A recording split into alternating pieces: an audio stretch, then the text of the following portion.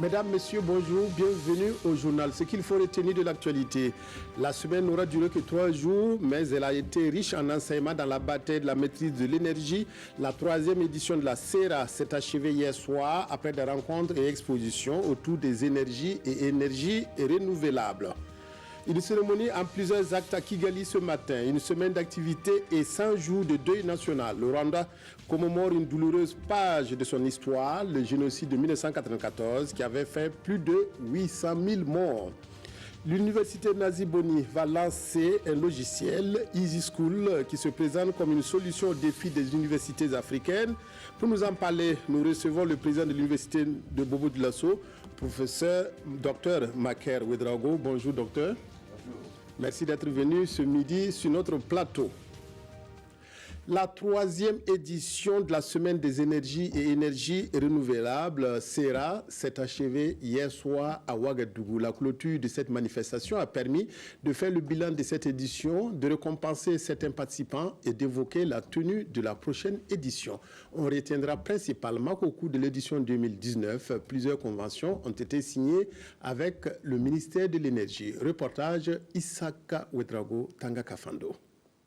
C'est l'heure du bilan à la Semaine des énergies et des énergies renouvelables, CERA. Un bilan dressé à cette cérémonie de clôture qui marque la fin de 3 jours de travaux autour de la thématique politique et innovation pour une transition énergétique. La CERA a pris vraiment une envergure internationale, mais ce qui est encore plus important, c'est la participation vraiment des acteurs donc, du secteur, à savoir donc, les entrepreneurs qui ont eu une participation record. Deuxièmement, pour le monde scientifique, nous avons vu la participation des grandes universités.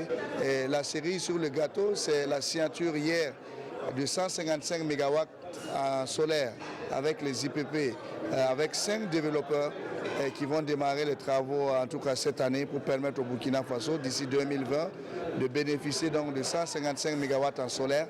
C'est un record dans la sous-région, mais aussi sur le plan des coûts, parce que nous avons pu avoir donc des coûts qui sont inférieurs à 50 francs le kilowattheure. À cette soirée, c'est également l'occasion de récompenser le mérite des acteurs, des partenaires, des exposants et des meilleurs projets innovants des jeunes en matière d'énergie renouvelable. Et c'est Dieudonné Ouedraogo qui repart avec le premier prix de la catégorie. Le projet concernait la valorisation énergétique des déchets de mangue pour la production de biogaz au niveau des unités de séchage de mangue, parce que ces unités-là, ils produisent beaucoup de déchets.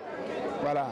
Donc moi j'ai trouvé que c'est bien qu'ils reprennent ces déchets-là au lieu de payer le gaz butane. C'est bien qu'ils utilisent ces déchets pour reproduire du biogaz et puis pouvoir sécher leur mangue. La 3e édition de la Semaine des énergies et des énergies renouvelables a eu le Maroc comme pays invité d'honneur et s'est tenue sous le haut patronage du chef du gouvernement et le parrainage du docteur Lassina Zerbo.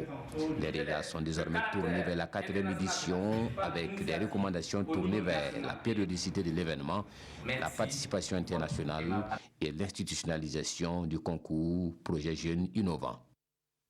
Les résultats de recherche d'étudiants de l'université Nazi Boni de Bobo-Dioulasso ont été présentés à un atelier vendredi dernier. Ces étudiants, au nombre de 7, ont bénéficié du soutien du programme alimentaire mondial PAM pour mener leurs travaux. Il s'agit d'un partenariat avec les universités et centres de formation spécialisés pour mener des recherches sur la résilience des populations. Manekayen Mireille Carole Tougma à Bobo-Dioulasso. Une technique d'irrigation goutte à goutte avec engrais incorporé, un fourneau fonctionnant avec des rafles de maïs, voici entre autres les trouvailles des étudiants de l'université Nazi Boni de Bobo-Dioulasso. Certains d'entre eux ont bénéficié de l'appui du programme alimentaire mondial PAM dans le cadre d'un partenariat avec leur université. Il faut savoir que dans le cadre donc, de ce partenariat avec le PAM, nous envoyons des étudiants sur les terrains où intervient le PAM pour travailler en tandem avec l'équipe du PAM sur les questions donc, de résilience donc, des populations.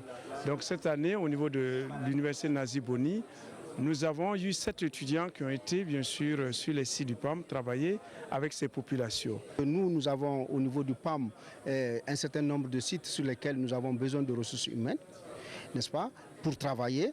Et de l'autre côté, nous avons des étudiants qui, pour nous, peuvent quand même être très utiles dans ce cadre-là, dans le cadre de leur formation classique qu'on connaît. Sadat Zouri est l'un des bénéficiaires de ce partenariat qui lui a permis d'effectuer des travaux de recherche. Le projet est à saluer, cette collaboration entre l'université et le PAM est à saluer parce que ça permet aux étudiants d'avoir les moyens financiers et même matériels nécessaires pour effectuer les travaux de recherche sur le terrain. Ça met l'étudiant dans le cœur du développement rural, ce qui est très important. Un ensemble d'universités du G5 Sahel plus le Sénégal sont bénéficiaires de ce programme qui devrait permettre au PAM de mieux s'investir dans l'amélioration de la résilience des populations les plus vulnérables. Alors, Monsieur le Président de l'Université Nazi Boni de Bobo Dioulasso, Dr Maker Ouedraogo, qu'est-ce que, en tout cas, vous pensez de cette initiative du PAM de permettre à vos étudiants de faire des recherches sur le terrain par rapport à la résilience des populations? Merci bien. Je pense que, parlant de résilience, l'État en a fait une priorité nationale. Parce que, comme vous le saviez, dans le programme présidentiel, il s'est agi surtout de renforcer la production agro-silvopastorale, donc dans les zones où sévit l'insécurité, où se trouvent les populations vulnérables. Alors, l'action donc du programme alimentaire mondial qui vient justement accompagner les gouvernants justement dans le renforcement de cette résilience, ce serait une bonne chose pour le gouvernement et une chose à saluer. Et effectivement, à travers donc ces projets, il y a un appui conséquent à l'endroit donc de nos étudiants qui arrivent à développer des projets intéressants pour renforcer, n'est-ce pas, la résilience des populations. Alors, vous venez nous parler ce midi de cette solution logicielle qui est Easy School, une solution logicielle professionnelle pour la gestion intégrée, synergique et multiniveau de la vie académique. Alors, expliquez-nous qu'est-ce que c'est que ce logiciel, Easy School? Merci bien. Easy School, comme vous l'aviez dit, c'est un programme professionnel qui est à la fois simple et complexe de par ses applications. Il permet donc une gestion efficiente, comme vous l'aviez dit, mais aussi intégrée, synergique et à multiniveau. Multiniveau permettant donc au sein de la vie de la communauté universitaire de pouvoir gérer de façon efficiente les infrastructures pédagogiques, les activités pédagogiques et même la gestion des grands effectifs. Et c'est en cela que nous voyons en ce logiciel un nouveau paradigme de gestion efficiente et aussi une solution adaptable parce que les applications donc, de ce logiciel sont paramétrables et peuvent être allumées en fonction donc, des besoins des acteurs et surtout des stratégies de chaque école, de chaque institut et chaque UFR. Alors, on a parlé de ce logiciel qui est en tout cas très efficace. Mais quelles sont ses applications pour la gestion des activités académiques? Quelles sont les applications? Bien. Ces applications sont nombreuses. C'est vrai que je ne pourrais pas faire l'étalage exhaustif de toutes ces applications, mais en ce qui concerne donc les applications qui sont en rapport avec la gestion du retard et le chevauchement des années académiques à l'Université Nazi Boni, nous avons essentiellement les applications en rapport avec la gestion des activités académiques et les applications en rapport avec la gestion des grands effectifs. Parlant des activités académiques, nous savons que les activités académiques vont depuis la dispensation des cours, passant donc par les évaluations, les corrections, jusqu'à la délibération. Alors, chaque maillon donc, de ce processus peut être facteur donc, de retard. Alors, pour ce qui est donc du premier maillon, à savoir donc la dispensation des cours, nous allons, quand on va aborder la gestion des grands effectifs, nous y reviendrons. Mais par rapport donc aux corrections des copies, vous savez que souvent ces copies, on a des effectifs pléthoriques et les enseignants souvent gardent ces copies pendant plusieurs mois, donc qui justifie donc ce retard. Et nous avons des filières où nous avons près de 1300 étudiants. Alors, l'idée donc de ce logiciel qui sera donc informatisé, c'est de faire une application qui va donc proposer des corrections rapides. Mais en cela, il faut d'abord former en docimologie les enseignants qui pourront donc élaborer des questions à choix uniques ou multiples ou des questions courtes ouvertes qui seront intégrées donc dans le logiciel et les copies sont directement scannées et la note attribuée. Donc en quelques minutes, quelques heures, on a directement les notes alors que dans le temps, il fallait attendre près de 2 mois, 3 mois. Alors, par rapport aux délibérations, ce serait vraiment un grand défi que de pouvoir délibérer en quelques minutes, n'est-ce pas? Quand on sait que, vous savez, les étudiants dans le système LMD souvent se trouvent en 3e année, en L3, et doivent donc compenser des éléments de d'enseignement de 2e année, même de 1re année, ce qui rend souvent les délibérations très complexes, difficiles, et la production des PV de délibération aussi complexe. Alors, à travers donc, ce logiciel, chaque enseignant a la possibilité de renseigner à travers son code les notes directement, et l'étudiant a la possibilité également, à partir de copies, de vérifier l'authenticité de ces notes. Alors, des services additifs existent. Les parents d'élèves peuvent aussi suivre l'évolution des notes de leur enfant. OK. Alors, donc, à partir de cela, le responsable des affaires ou le responsable des affaires académiques, lorsque toutes ces notes sont bien cumulées, il n'y a qu'à cliquer, n'est-ce pas, un seul bouton pour produire immédiatement tout ce qui est comme procès verbal et puis établir les attestations pour les étudiants. Donc, vous voyez que le fait de rattraper ces deux maillons, la correction et également la délibération, va nous faire gagner un peu, n'est-ce pas, en matière donc de retard et de chevauchement des années académiques. Par rapport à la gestion des grands effectifs, vous saviez que ces dernières années, on a connu une augmentation exponentielle des bacheliers.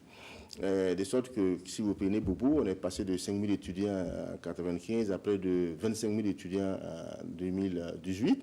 Et cette année, nous avons reçu près de 9 000 étudiants. Alors, face à cette augmentation, et quand on regarde à Ouaga, Ouaga 1 triple nos effectifs. Donc, au regard de cette augmentation, est-ce que la solution serait de construire ad vitam des amphis? Je pense que non. Peut-être ce qu'il faut, c'est, si c'est une solution définitive, trouver des universités virtuelles permettant, n'est-ce pas, comme à l'instar des pays industrialisés, donc des cours à distance. Mais en attendant, on doit pouvoir être à même de pouvoir gérer de façon optimale et dans un contexte de mutualisation le peu que nous avons. Et c'est ça, surtout, que ce logiciel va faire. Le logiciel va permettre donc un recensement total de tous les espaces pédagogiques, que ce soit les amphis à grande capacité, les petits espaces réservés au TD, au TP, tout ceci sera recensé. À partir donc de programmes hebdomadaires qui sera donc renseigné et les effectifs, alors le logiciel va proposer aux responsables académiques les amphis disponibles, orientés donc pour ces effectifs et en précisant l'endroit. Ce qui veut dire qu'un amphi peut être occupé 3 fois. Par exemple, dans la matinée, à partir de 14h jusqu'à 17h et de 18h jusqu'à 20h.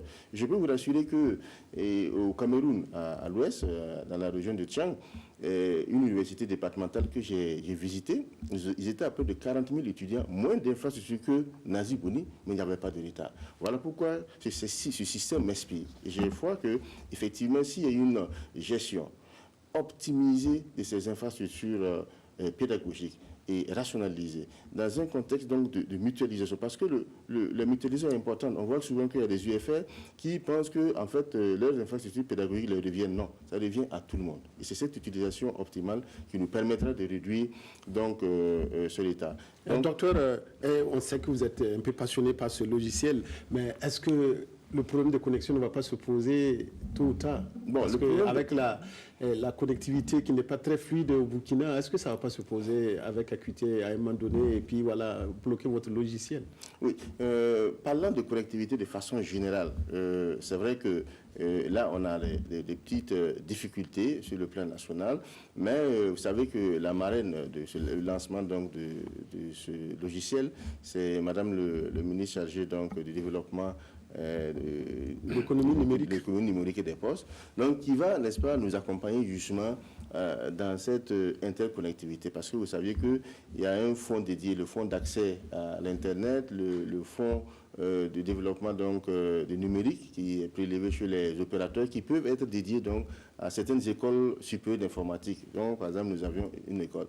Alors, donc, tous ces fonds peuvent nous être reversés en partie pour que nous puissions améliorer cette connectivité. Mais mais il y a bien d'autres interconnectivités comme le G-Cloud. Mais ce logiciel, comme je peux vous rassurer, il est complexe, certes, mais il est très léger. Donc, on n'a pas besoin de plus de mégas, n'est-ce pas, que les mégas que nous utilisons de façon quotidienne. Et les essais ont été faits vraiment avec succès. Alors, pourquoi, docteur Ouedraogo, pourquoi Nazi Boni a décidé de lancer ce logiciel-là? On a décidé de lancer ce logiciel parce que face au retard que nous connaissons, face donc à ce chevauchement des années académiques, il fallait trouver une solution. Et la solution, effectivement, c'était l'informatisation. L'informatisation des activités académiques, l'informatisation de gestion des infrastructures pédagogiques. Et nous pensions, n'est-ce pas, à travers les essais que nous avons faits, qui sont très promoteurs déjà, à pouvoir donc l'appliquer, le lancer. Mais effectivement, étant Nazi Boni, président Nazi Boni, je ne saurais l'imposer à mes homologues, mais dans tous les cas, au cours du lancement, il est réservé au moins 2 heures pour la démonstration en public donc, de ce logiciel. Et à partir de cela, je crois que l'appropriation donc, de ce logiciel se définirait de façon légitime. N'est-ce pas? C'est le logiciel même qui va se défendre. Donc je crois qu'à partir du lancement, beaucoup de présidents des universités publiques de Burkina Faso seront donc convaincus de l'utilité, n'est-ce pas, de ce logiciel pour le rattrapage donc de l'État et régler le problème. Donc ça peut, pas définitivement, n'est-ce pas, le chevauchement des années académiques, puisqu'on sait aussi qu'il y a certains facteurs humains tels que le mouvement social, lorsqu'on n'est pas dans un contexte apaisé, tout cela peut jouer donc sur ce retard. Alors, c'est quand, en 2 mots, le lancement? Le lancement se fera donc le lundi à partir de 9h, en présence donc du ministre de l'Enseignement supérieur. Vous avez parlé du lundi 8 avril? Le lundi 8 avril. Alors. Le lundi 8 avril. Merci beaucoup au docteur Maker Ouedraogo, président de l'université Nazi Boni de Bobo-Dioulasso, qui était venu ce midi nous entretenir de ce logiciel présenté comme une solution miracle pour tous ces étudiants qui sont à LMD et puis toutes ces universités qui sont dans des problèmes de chevauchement d'années. Merci beaucoup, docteur. Merci. La première journée parlementaire du groupe Renouveau démocratique s'est tenue dans la commune rurale de Bondokui, dans le Moun. La rencontre qui a planché autour du thème développement du secteur agro-silvo-pastoral face au changement climatique dans la province a connu la participation d'autres députés de partis politiques amis. Netizoun Bationo, Christophe Traoré, reportage. Ils sont présents ici à Bondokui, dans le Mouhoun, ces députés du groupe parlementaire du Renouveau démocratique pour leur première journée parlementaire de l'année 2019. Le thème de la journée est « Développement du secteur agro-silvo-pastoral face au changement climatique dans la région de la boucle du Mouhoun ». Il s'agira pour nous d'interroger les politiques et les actions de l'État, des collectivités, pour voir comment est-ce que ces politiques-là contribuent à organiser le secteur pour une production plus durable, pour une consommation plus durable, pour une émission de déchets le moindre possible. Pour le Renouveau démocratique, le choix de la commune de Bondokui pour abriter cette journée n'est pas fortuit. La région de la boucle Mouhoun est véritablement le lieu où véritablement il y a suffisamment de potentialité, où les productions dans ces secteurs-là sont importantes. Donc nous trouvons que c'est un contexte favorable pour que nous échangions directement avec les acteurs qui sont donc dans ce secteur-là, pour qu'ils prennent conscience des changements climatiques et qu'ils aient des comportements et des pratiques durables. En marge de cette journée, la députée Kadi Zongo a financé l'établissement de cartes nationales d'identité pour 400 femmes de la commune. Elle a aussi fait un don de 100 chaises et 2 marmites à l'église des Assemblées de Dieu de la même commune. Des députés issus d'autres partis politiques sont venus apporter leur soutien au Renouveau démocratique dans leur démarche. Les Fassoïstes, nouvelle association de jeunes burkinabés animée par un esprit patriotique et guidée par les valeurs d'intégrité et de solidarité. Le lancement des activités des Fassoïstes a eu lieu hier à Ouagadougou. L'association a pour ambition de promouvoir l'esprit de leadership et d'entrepreneuriat chez les femmes et les jeunes. Issa Kafando, Aimé Solange, Gigma. Transcender tous les clivages sociopolitiques afin de fédérer toutes les énergies de la jeunesse pour un développement actif, participatif et inclusif, c'est ce à quoi aspirent les Fassoïstes, une nouvelle association mise en place par un groupe de jeunes. Objectif poursuivi, développer et promouvoir l'esprit de leadership et d'entrepreneuriat chez les jeunes et les femmes. Retenons que le fassoïsme est un concept basé sur le triptyque intégrité, don de soi et patriotisme qui caractérise l'État-nation, le Burkina Faso. Et on est engagé ensemble pour 3 ans.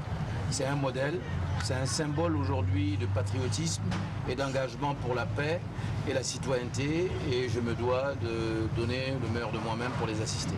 C'est donc une jeunesse qui se dit engagée à participer au développement socio-économique du pays avec une vision sous une couleur qui renvoie à la nature.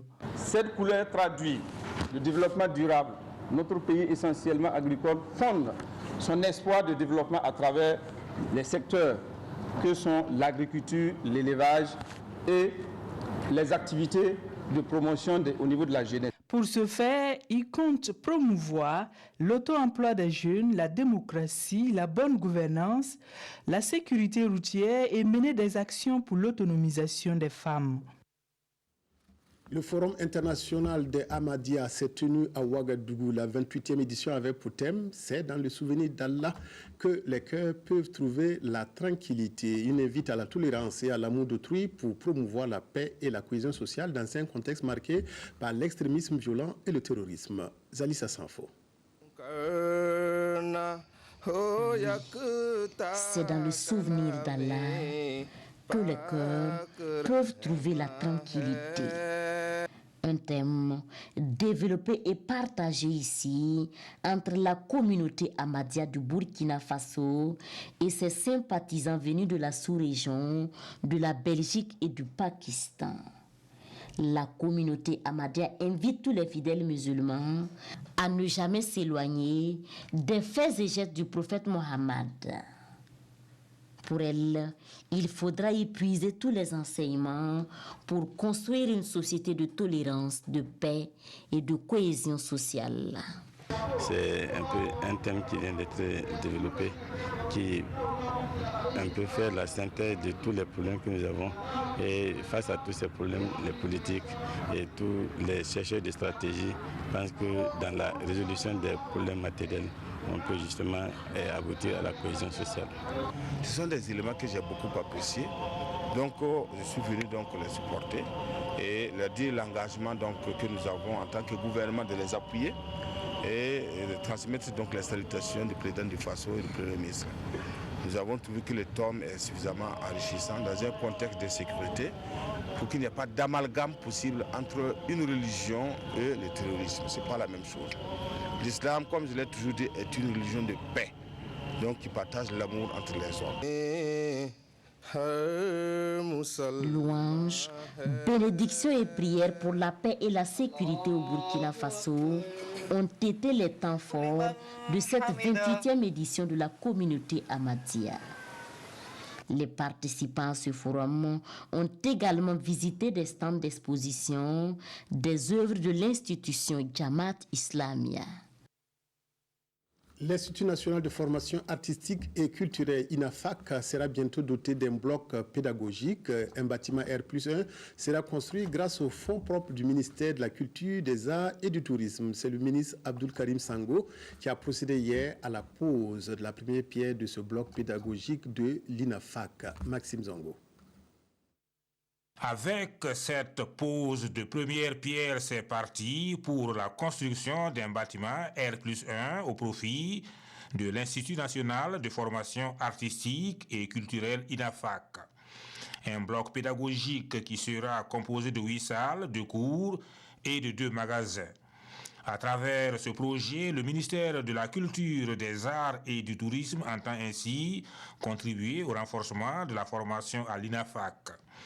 Il était important pour nous d'indiquer que le renforcement du capital humain aussi doit se faire dans le secteur de la culture, dans le secteur des arts, qui se caractérise souvent par beaucoup d'informalité. Si la musique burkinabé, les arts de façon générale du Burkina, entendre être compétitifs dans ce monde globalisé, il est important que nous mettions un accent très particulier sur la formation de la jeunesse. Alors la particularité de ce bâtiment, vu que c'est des salles où on aura des séances de formation en musique et autres, des cours de musique et autres, alors les dispositions qui ont été prises, c'est qu'on a du double vitrage au niveau des fenêtres. Également, on a prévu de poser de la moquette au sol afin de faire un traitement acoustique pour éviter les nuisances sonores, éviter que les bruits internes ne puissent se propager et déranger ceux qui sont à l'extérieur, et de même que les bruits extérieurs ne puissent gêner les occupants de ces bâtiments-là.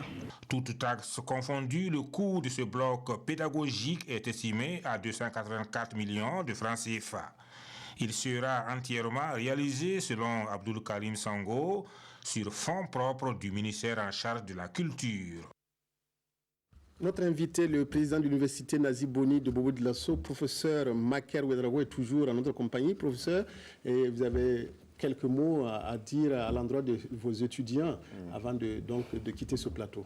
Merci. À l'endroit de mes étudiants, c'est surtout, en tout cas, un sentiment de remerciement. C'est remerciement parce que ces étudiants sont vraiment engagés, franchement, dans la résolution de ce problème de retard académique que nous connaissons à Nazi Boni, et à travers le maintien déjà d'un climat apaisé qui est propice pour le déroulement normal des activités pédagogiques. Et également l'animation de certaines conférences sur le civisme et la promotion des valeurs citoyennes qui a eu lieu il y a 2 semaines de cela, où c'était l'étudiant, son rôle dans le rattrapage des retards académiques. C'est l'occasion pour moi de les rendre un vibrant hommage et remercier en tout cas la Direction générale des enseignements supérieurs, le ministre de l'enseignement supérieur qui vraiment à travers un leadership relationnel et une proximité relationnelle, n'est-ce pas, arrive, n'est-ce pas, à pouvoir gérer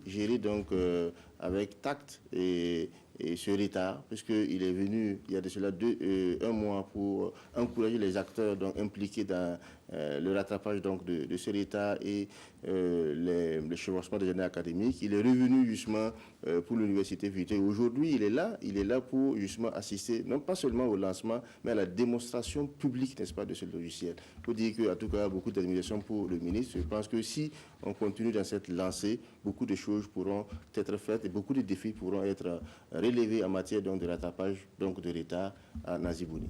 Merci beaucoup, professeur Maker Ouedraogo, pour cette dernière précision. Le Rwanda commémore à partir de ce dimanche une semaine d'activité marquant le 25e anniversaire du génocide de 1994. Les cérémonies officielles ont été lancées par Paul Kagame à Kigali en présence d'une trentaine de chefs d'État. Le génocide avait fait plus de 800 000 morts, essentiellement parmi les Tutsis, et avait débuté le 7 avril 1994 après l'assassinat du président Hutu Juvenal Habyarimana. Plus de 2 décennies après, le pays tourne difficilement cette douloureuse page de son histoire. Le Rwanda commémore le terrible génocide d'avril 1994 dans un climat de tension avec Paris. Le secrétaire général des Nations Unies, Ban Ki-moon, était présent aux cérémonies de commémoration qui ont débuté ce lundi à Kigali. Il a évoqué la honte de l'ONU de ne pas avoir pu empêcher ce génocide. L'ambassadeur de France, lui, était persona non grata. Il devait remplacer la ministre française de la Justice qui avait annulé son déplacement après certains propos du président rwandais. Paul Kagame a accusé ce week-end la France d'avoir joué un rôle direct dans la préparation du génocide. Aucun pays n'est assez puissant pour changer les faits, a ajouté Kagame ce lundi. Les personnes qui ont planifié et commis le génocide sont des Rwandais. Mais ces causes profondes vont au-delà de ce magnifique pays. C'est la raison pour laquelle les Rwandais continuent de chercher les explications les plus complètes possibles sur ce qui s'est passé. Il y a 20 ans, le Rwanda s'apprêtait à basculer dans l'horreur en éliminant massivement la minorité Tutsi et les Hutus modérés. 800 000 personnes sont mortes en 3 mois. Un génocide, à l'époque non reconnu comme tel par les Nations Unies, ce fut pourtant le plus rapide de l'histoire. L'événement déclencheur sera la mort du président Hutu, Juvenal Habyarimana, et du président burundais. Dans la soirée du 6 avril 1994, leur avion est abattu par un missile en arrivant sur Kigali. Dès le lendemain, les massacres de Tutsis et de Hutus modérés haut placés commencent, encouragés par la radio d'Émile Colline. Génocide planifié ou non, il est en tout cas encadré. L'armée rwandaise, la gendarmerie, des milices y participent et poussent la population civile à commettre l'horreur à coups de machette. Les Tutsis étaient souvent rassemblés dans des stades, des églises comme ici à Ntarama. Le bâtiment est aujourd'hui devenu un mémorial. Depuis 1994, un travail de réconciliation a été mis en œuvre dans le pays et cela semble fonctionner dans de nombreux cas. Ils ont trouvé où je m'étais cachée, explique cette survivante. Et Emmanuel, qui est ici, m'a coupé au visage et m'a tranché la main. Un de ses amis m'a frappé à la tête, je suis tombée par terre et ils m'ont enlevé mon bébé. Je le tenais dans mes bras. Ils ont tué mon bébé de 9 mois. Un autre homme m'a transpercé l'épaule et le dos. Le Front patriotique rwandais venu d'Ouganda entre rapidement en scène pour prendre le pouvoir au tout génocidaire. Devant sa progression et les violences, des millions de Rwandais fuient. Le 17 juillet, c'est la fin des massacres. Le rôle de la France a toujours été controversé. Il a fallu attendre 2010 et le président Sarkozy pour que Paris reconnaisse de graves erreurs d'appréciation. Mais les récents propos de Paul Kagame ont poussé la France à boycotter la commémoration des 20 ans du génocide. Ce sont des déclarations inacceptables qui ne sont pas fondées. Nous ne pouvons avoir une relation confiante et amicale avec le Rwanda que dès lors qu'elles sont fondées sur la vérité et sur la réconciliation. Le président rwandais a accusé la Belgique et la France d'avoir préparé le génocide et même en ce qui concerne la France d'y avoir pris part à travers son opération turquoise. C'est tout pour cette édition de 13h sur la RTB. Merci aux équipes techniques et rédactionnelles pour leur appui. Merci à vous de votre aimable attention à la RTB. Excellent après-midi à toutes et à tous.